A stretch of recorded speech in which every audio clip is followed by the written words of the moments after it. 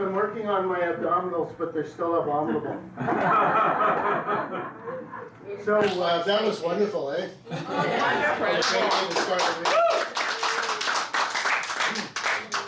So what is going to happen now is we're going to have three friends of mine who are Toronto writers, and I want to ask them to read one of the poems from Out of Here because I want to hear them in a woman's voice rather than my own, and also to read something of their own.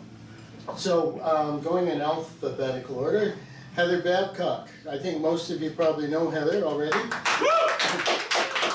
but she gets an introduction anyway because some of you might not know her. Her maternal grandmother worked as a housekeeper for Timothy Findlay's family in the 50s. Heather works shift work as a secretary, administrative person, and then secretly writes her poetry in prose when she has time. She said short fiction published in Descant, which unfortunately has passed away, Front and Center magazine, the Toronto Quarterly, Truck, the Annex Echo newspaper, and the Steel Bananas anthology. She's published a chapbook of her short fiction, which is called, I've got it here somewhere, Being Underground and Moving Backwards. That was a couple of years ago. And now she's working on a novel about a burlesque dancer named Wanda Wiggles.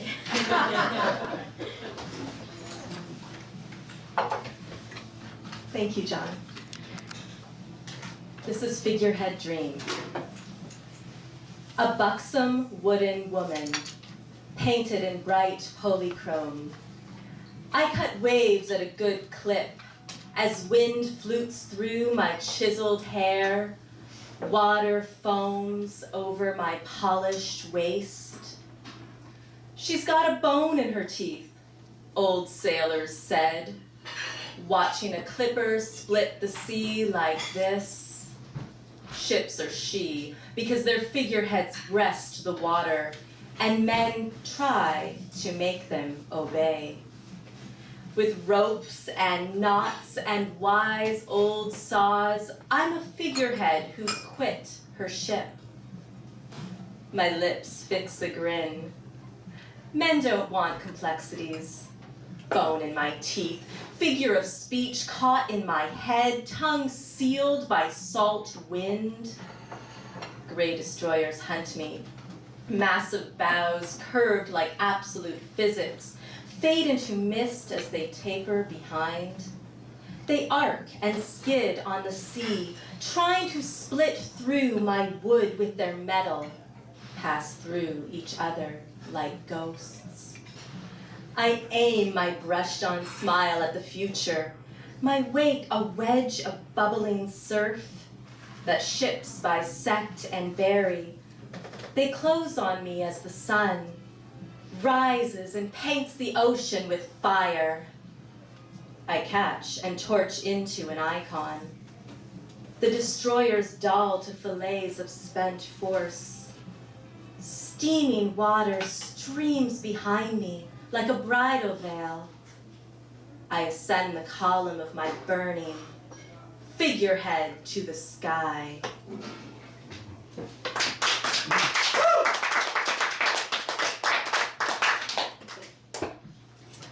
just going to read a short poem that I wrote.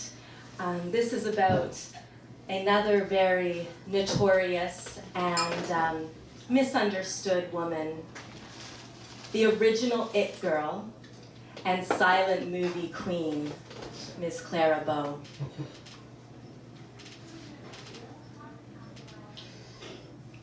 No ball for this belle, nor mice for my carriage. Only rats to kiss. With lips painted Technicolor red, I cut my dress to ribbons and dance the Charleston. To music without words. I needed uncle, not a prince. And if it turns out just to be a trick, won't you let me dance still? In silence? Thank you.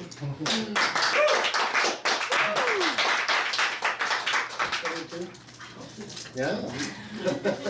Okay, next is Brenda Clue. So again, probably doesn't need an introduction for most of you, but quickly, Brenda is a multi-talented artist that does just about everything. A poet, a fiction writer, a painter, a dancer, a videographer, and the host of the Poetry and Music Salon at Palmerston Library, which is a wonderful institution. The latest one was just last weekend. In some of her paintings, there's sections of poems or fragments of them written into it. She might dance a poem while wearing a mask. Some of us have seen her do that, which has emerged from the painting. And her work focuses on multiple callings, the obsessive muse. She's been active publishing lately. She has a couple of chapbooks out. The Luminous Poems from Lyrical Miracle Press a few years back. The Performance Poems, which came out just last year. And now a full book of poetry titled Fury, which just came out from Guernica Editions. And she has a novella, Fugue in Green, which she's frantically revising because it's coming out in what, a few months? Yeah, the fall. Okay, Brenda. Amazing belly dancing. Wow. And they're two brilliant women. It's a hard act to follow. Just do that thing with your abdomen a couple of times. No, I can't. Like, the thing is, I don't know belly dancing and I don't know tango. And, you know, I was so shy. I actually was in my mid-30s before I could just talk to people. And I've gotten more outrageous the older I've gotten, and here I am. I'm in like almost a senior, so who knows what the next decade holds. Belly dancing in the future. So I'm going to be doing two dance poems. One is the tango, Madrid tango, and then a piece from title Fury.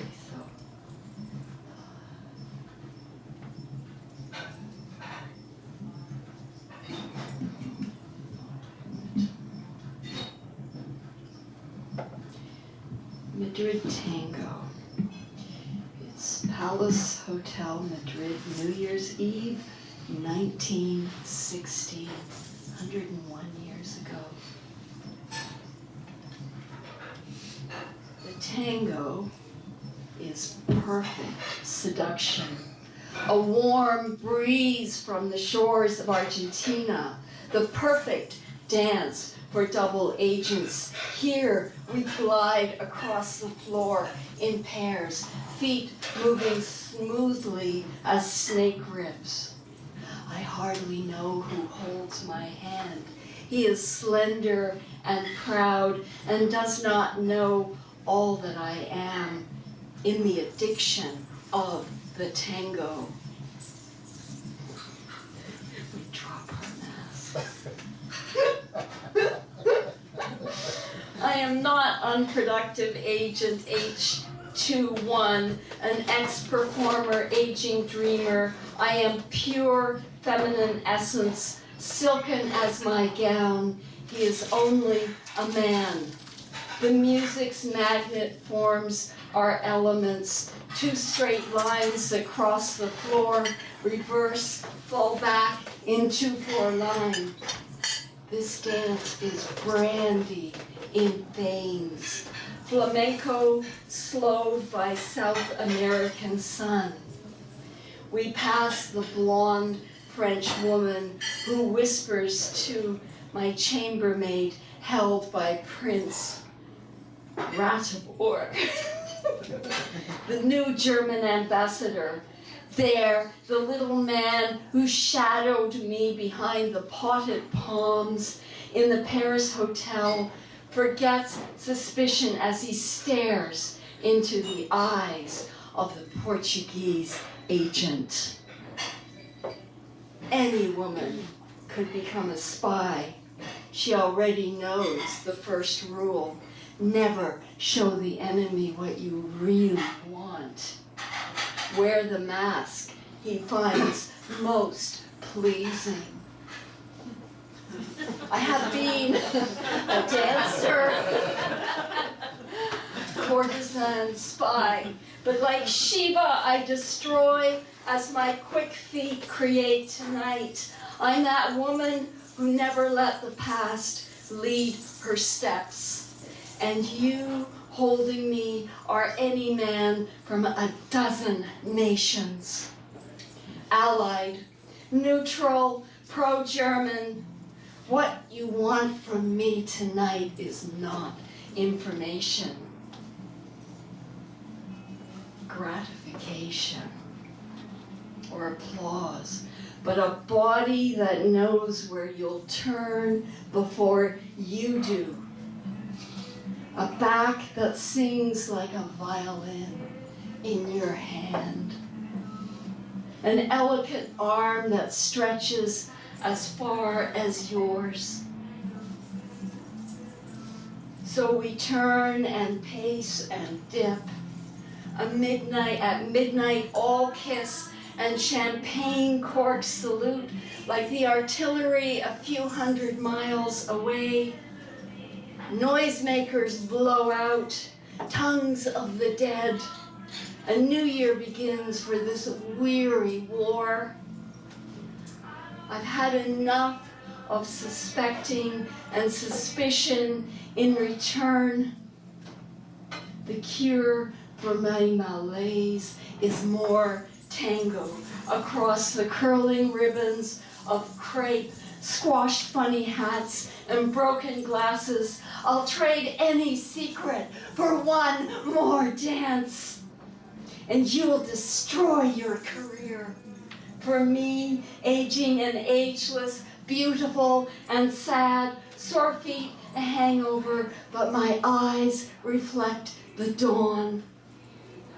Although the morning dispels the party like fog, part of me is dancing still among the snoring spies and empty bottles, masks and mirrors of the Palace Hotel, with a shadow that favors all the men who wanted me. That was Madrid Tango.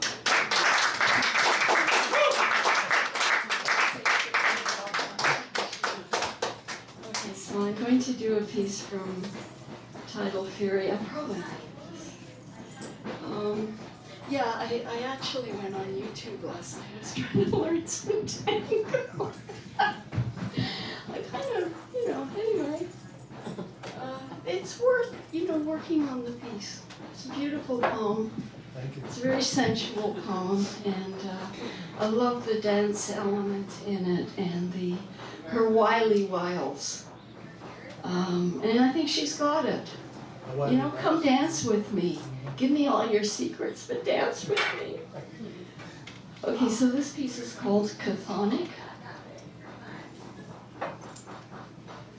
Soft cotton sarong in wide swaths of orange, plum, cream, and shimmering moons became a snake with many eyes. I know by the way it winds around my neck while I sway on the floor.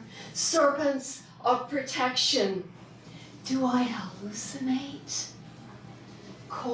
Gold snakes cling, pour over me, swaying arms, pour over my swaying arms, wrap around my curving belly as I shimmer and gyrate the sensuous rhythms of flute and sitar.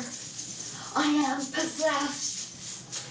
The writhing waterfall of coppery snakes stream while I hold earth lightning in my hands like the Minoan snake goddess. I cannot stop dancing. I writhe and undulate and spin like a whirling wind, a belly dancer, a dervish, a dakini. I am the lady of the serpents. Everywhere they slither and coil, an energy of creativity that persists despite inner dissensions, the envy of the other.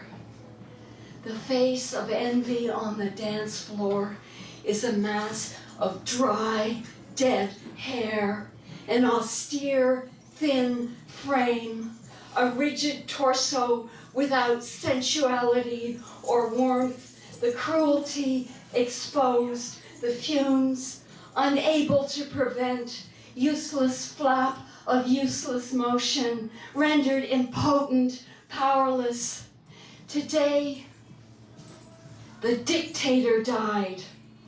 The despot is deposed. The cries and laughter of freedom rise to the skies. And I did write that when Pinochet, the dictator who ruled Chile from 1973 to 1990, where many thousands were murdered, disappeared, interned, tortured. He died in December 2006 when I wrote that piece, so yay! I'm not the hurry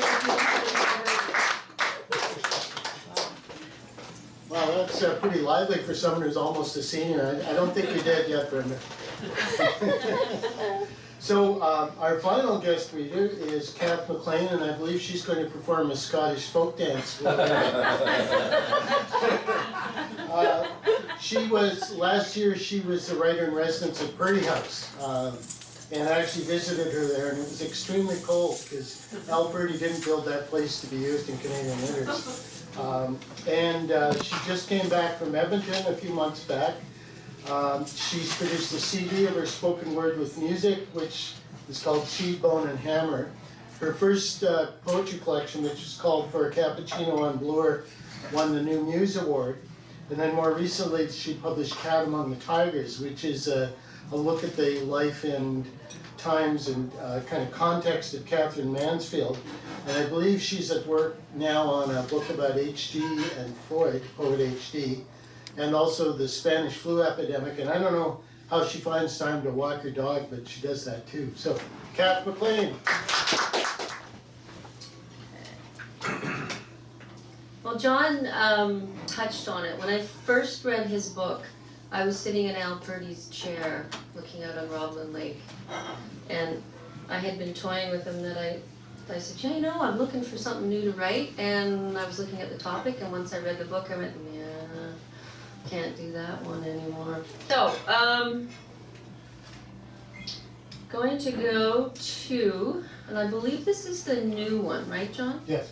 Yeah, because when I first read it, didn't have this poem, and then he's added this one as part of the new second take. So this one is called Interview with a Journalist. Let's see that I can see this.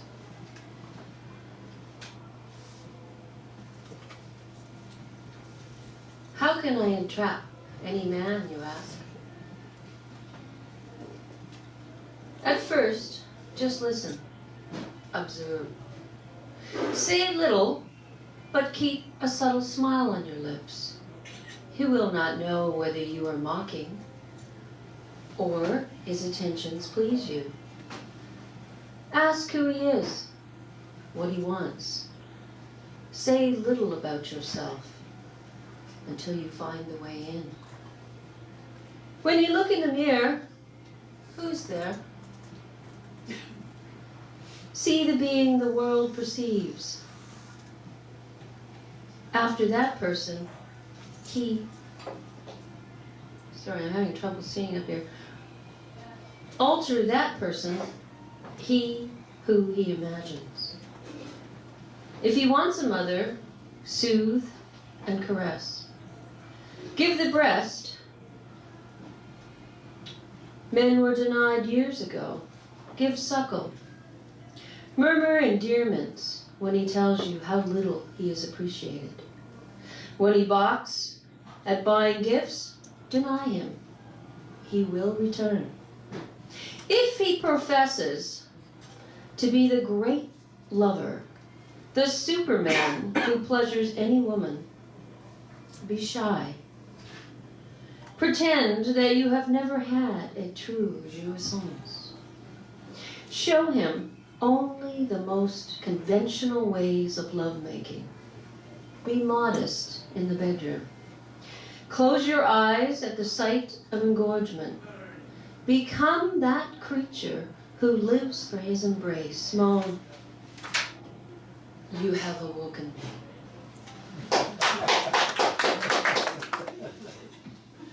From those who believe for all their power they deserve to be punished, cannot stay hard without pain and scorn, be stern. You are that shapely teacher they desired, but never deserved. The bitch goddess, with quick hand. Each string is to them an encouragement to gallop. You see the game. Learn what he wants. Metamorphose into that. You have hooked your trout. Remember Blake. What is it that men and women do require? The lineaments of gratified desire.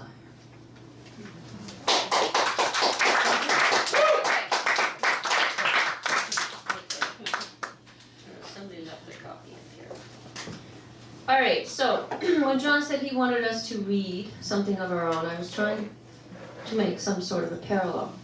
So I'm going to go back to my collection of Catherine Mansfield. They're very close in age. Catherine Mansfield is 2 years younger. She's born in 1888, whereas Mana Rai is 1886. Both are women who wore masks. Both are actors. Both have lots to hide. Both have secrets. Both are very interesting people who, really, it's not that hard to write about them because their life was very dramatic. So the one that I read from John's collection was about, of course, having enough confidence to say, this is how you love. But there's sadness there too, obviously, if you have to come up and say that. So I was trying to pick a poem of Catherine's that would show me, or show you something about love. So in this one, it's almost as if she's being interviewed as well. And here, she's talking about what her love would be. So not how to love, but what ideally love would be. And those of you that know her story know that her love story is quite sad with John Middleton Murray, who just never gave her what she needed.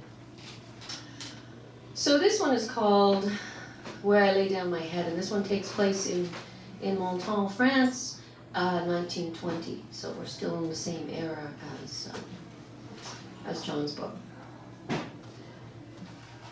it's just my blindness up here that astounds me.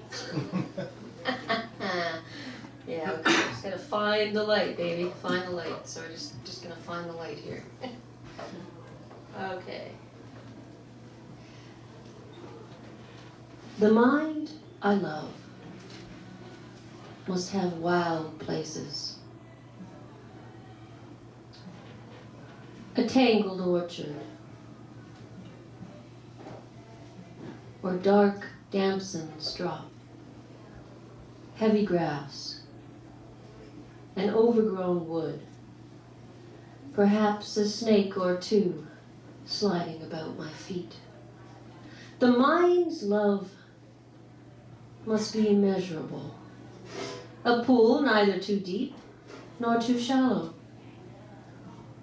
I should like to dip my feet in it slowly, quickly too.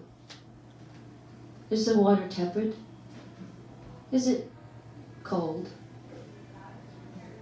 A mind among paths of wildflowers, threaded by God's hand, follows no maps or gardener, where fields of Queen Anne's lace spread a bride's veil,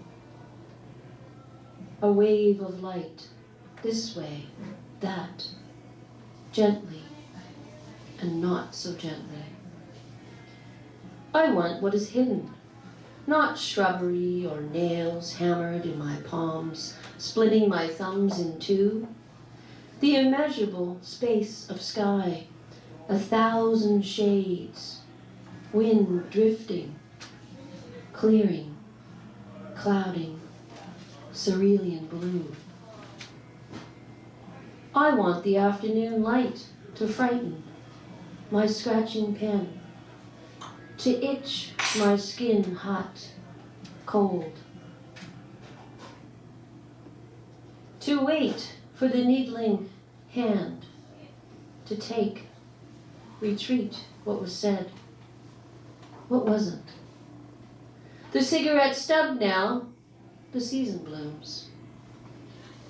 What is it to know the plum's firm flesh, sweet, sour? My mouth, a tangle of seasons, turns my tongue, and once, love, once, twice, where I lay down my head, where I lay down my head, the immeasurable space of living, writing, not having the strength to write. Words slither across the page. The very instant love lies asleep, awake, I dream of you.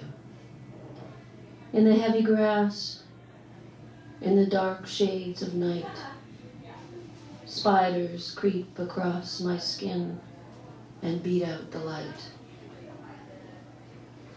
Faster and faster, then more slowly, they stomp out the light, until maybe I love the wild place, the unkept place, between the orchard's damson and the earth's bruised skin.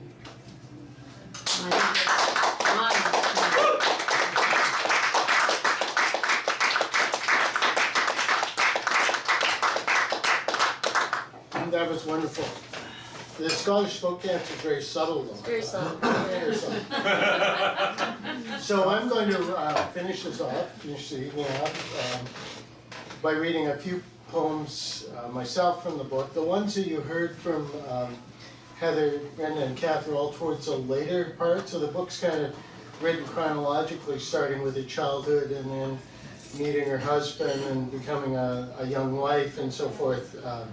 So I'll just select a few. This is the very first one, which is called The Goat Cart.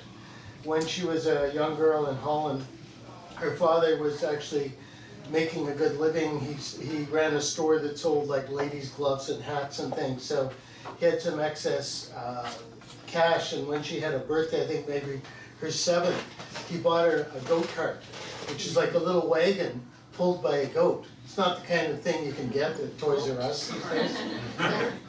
So this is called The Goat Cart. Goat cart, Goat cart. not go-kart. No, goat Goat. cart. A child lives at a kaleidoscope. Each turn of the plane juggles known faces, shards of color in new combinations. The first memory I have of standing apart from tumbling shards. My 6th birthday, okay, 6th, and I'm the windfall apple of my father's eye. Plump and formal, puffing a cigar. He might buy me the world, but this year settles on 2 prancing goats and the tiny cart with me as queen, goddess, charioteer urging them on. No other father in Oughton so extravagant. No other mother would let her daughter drive. The town snoozes in midday sun. My goats have eyes as opaque as Satan's. My steeds prance along dusty streets. A man curses as I almost run him down. 2 little girls playing hopscotch freeze and stare at me in fear. I allow this rush of speed to make me an icon, figurehead who does not move, though my long dark hair flails the wind. What this memory gives me? Knowing I can ignore my fear, plunge into speed as if it were all I wanted, and all anyone will see of me, the shining eyes, the recklessness.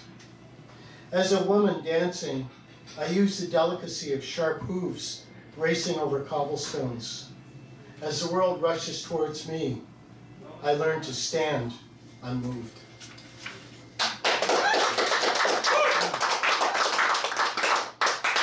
Thank you.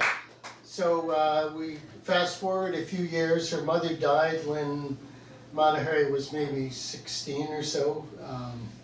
And that was kind of the end of her family. Her father abandoned the kids. She had to be adopted by someone else, etc. So this is called After Mother's Funeral.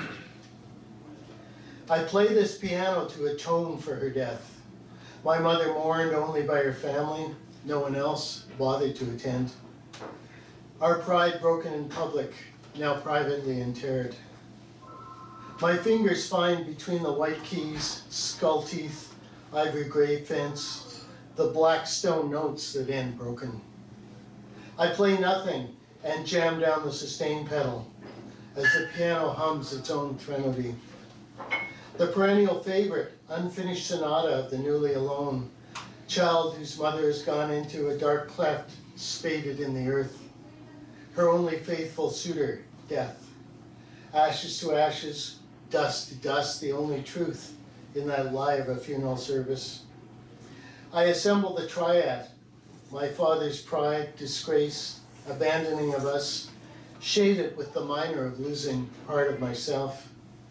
My right hand gathers grief and shards it into the future. My left grasps my mother's pain and roots it in earth. This piano is the silence my mother becomes, the silence my fingers ripple and still, an instrument of the dead, ivory stripped from elephants, wood cloven from trees. 3 final notes launch her funeral barge. I swear when I die, no one will forget me so easily. I play the piano to obliterate all this, then let the lid slam down in my hands.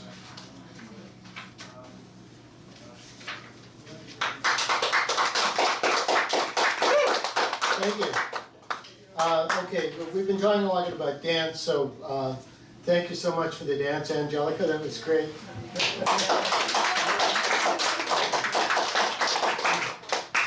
So this is about visual art, and we do have some visual artists in the house. Some people from the Women's Art Association of Canada, and my writing group, and the studio artists from the Women's Association of Canada do an annual event in April where their paintings are up on the wall and also projected on a screen, and we read poems connected with those paintings, about them or associated with them. So mark that in your calendar, April 23rd. It might even be spring by then.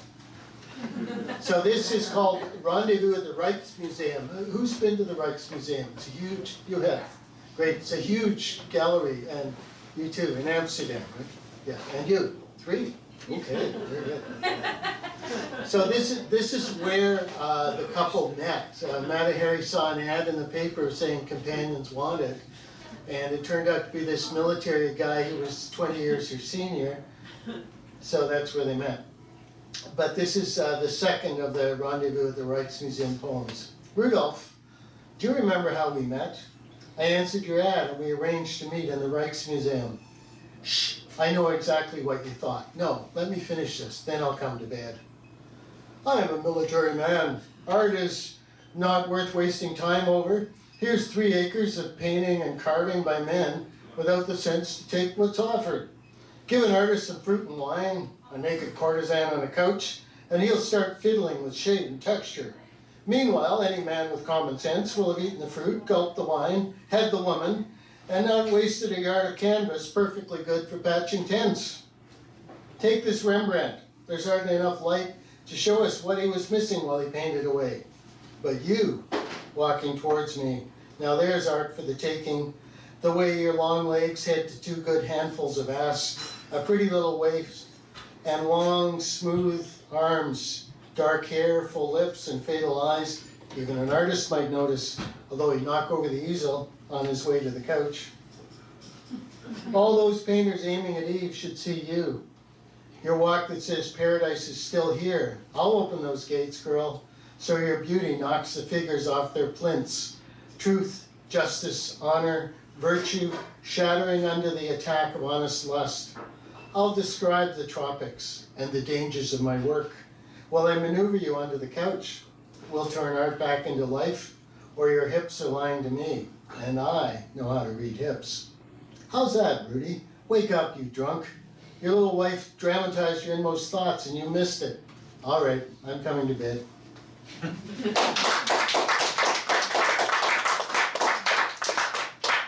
By the way, this was performed as a one-act play. When I had this published, I was teaching for a year at Acadia University, way out there in Wolfville, Nova Scotia, and a young actress did quite a good job, but I don't think it's ever been done again. So this is Matahari's debut as a dancer. It was at a sort of store of Oriental things. There was a great vogue in Paris in the 1880s, 1890s period for anything from the Orient, Japanese art and Indian statues and whatnot. And when she spoke to the audience, she said this, and she said it in 5 different languages because she spoke English, German, Dutch, French, and Japanese, I think.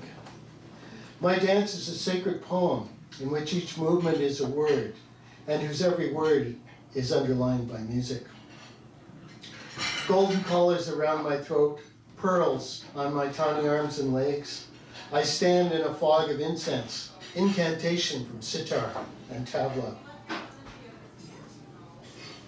Faces stuffed with Parisian food and money goggling at me.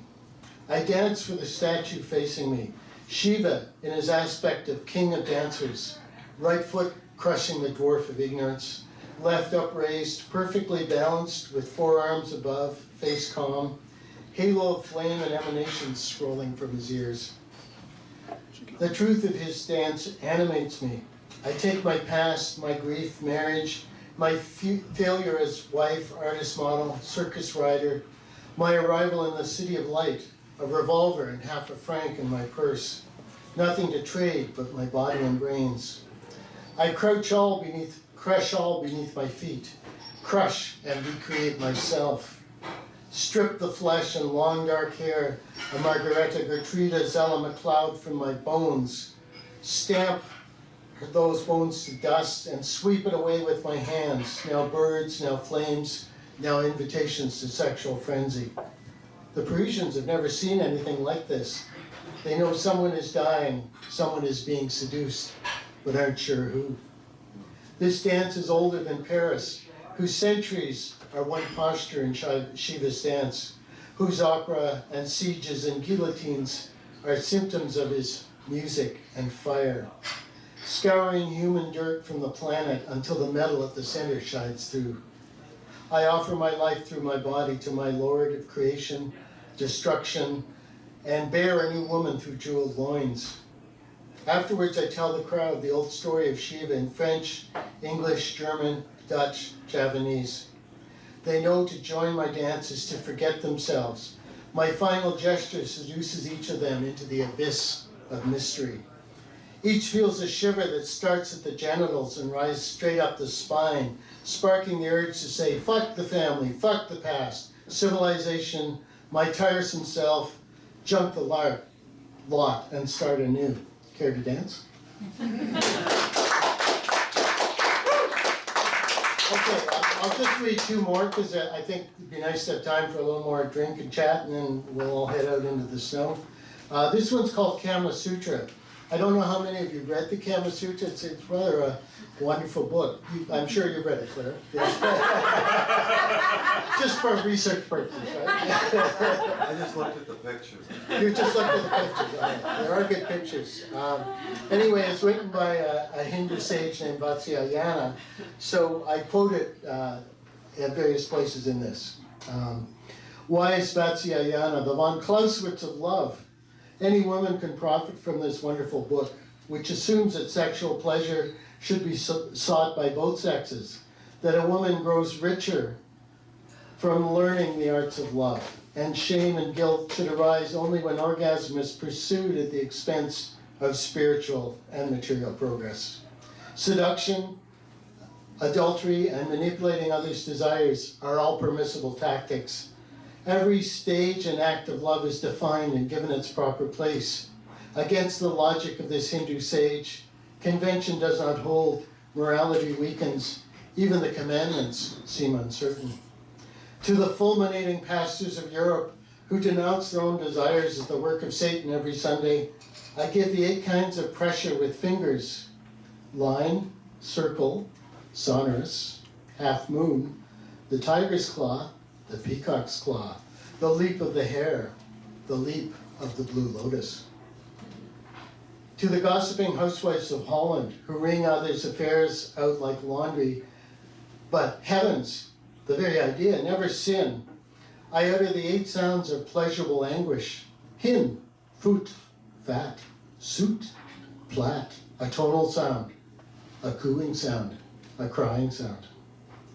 To the mustached husbands of the colonial army, who in the name of honor keep closed the thighs of their wives while trying to unlock those of all other women, I mark you with the hidden bite, the shallow bite, the point, the line of points, the coral and the jewel, the line of jewels, the broken cloud, the bite of the wild boar. And to men everywhere who believe women are to be won and discarded, I offer a challenge.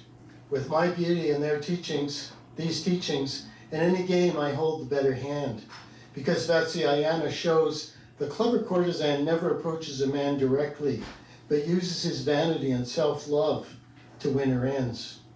If I desire gifts, I'll first praise your intelligence. If desire for me wanes, I'll flirt with other men and use special ointments to make you ache for me, until you must have me back. And when I tire of you, I will recall this verse. Always she will ask him for things he cannot give her. And when I leave, I will turn and favor you with one last quotation. The dimensions of women's love are fathomless. Even the beloved cannot sound its depths. For the subtlety, delicacy, and natural restraint veils the image of love in mystery. Women can never be seen in the light of their pure nature, whether they love or are indifferent, whether they satisfy or turn away in distaste, not even when they succeed in grasping all the fortune a man possesses. And I'll just finish with this one. Watch out for the bite of the wild boar, by the way. That's, that one's dangerous. Okay, Ghost. This is the last poem in the book and in the sequence. An alteration of the air at the Villa Remy. Shadows dappling a bay horse seem to rise and turn into a woman riding. Wind's robe whirls around a node where dust and leaves spin for the forest mistress. A garment of shadowed trails and pools of light, vestments of loss, dancing around nobody. When the wine is gone, a different bouquet remains, air taking on lightness. Which is my ghost, the world, mother of all, cannot stand to lose all her children to the bullet or microbe, so she keeps her most volatile resources to flavor the world. After the wine is drunk, bottles smashed, in the garage's sad darkness, where Daimlers and Peugeots purred for my guests, the signal of my eyes still flashes. On the steps where I posed, a statue of desire carved by the gaze of wealthy men, my absence forms a longing the visitor cannot place. These images hold as much truth as the other tales about my execution. At the command to fire, I threw off my fur coat. My nakedness so dazzled the 12 zouaves, they shot 2 larks and 10 paths of air, and I escaped to live out my old life. Or it was a publicity ploy, morale building for a war-tired public with blanks in the guns, and after the performance, I died so bravely, slowly crumpling in the gun smoke, champagne and kisses as usual in a limousine. This last unlikely because so few adults have the courage to enter a fairy tale. I prefer this. I spun on dancers' souls like a dervish, bearing down through the earth as rifles spat above. I swam through earth's boiling heart and came up through a Java volcano where I am worshipped by natives, fanning me with palm fronds and advise young girls on how to love and not lose. Or I'm Harry's comet, crossing the skies whenever a great man is disgraced by lust. Although I never brought anyone down, our fall sleeps within us until our own acts make it real. We need ghosts because facts are so brutally dull. I was shot through the heart, my face blown off with a .45 caliber coup de grace, and the body that Europe once worshipped carted to medical students for dissection. That is only the body's truth. The spirit that made me dance rides that horse through shifting shadows, and a forest afternoon forever. Thank you for listening to